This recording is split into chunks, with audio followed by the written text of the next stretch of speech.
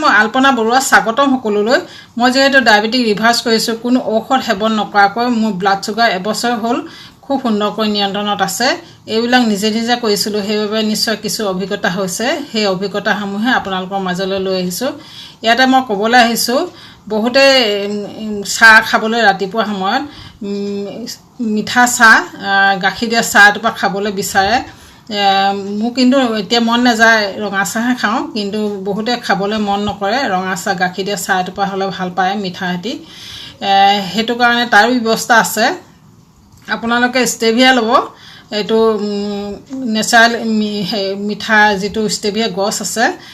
আৰু ষ্টেভিয়া আজিকালি দোকানতো পোৱা যায় পেকেট হিচাপে সেইবিলাক হেতু আনি ল'ব আৰু আপোনালোকে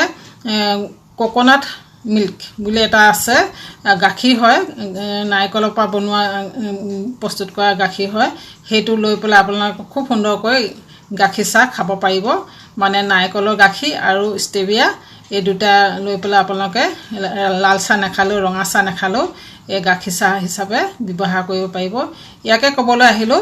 মিঠা খোৱা যেহেতু বহুতো অভ্যাস আছে বা মনো নাযায় ৰঙা চাহ খাবলৈ বহুতে নাখায় কিন্তু আজিকালি জেনেৰেলি বহুত মানুহে ৰঙা চাহে খায় তথাপি কৈছো আৰু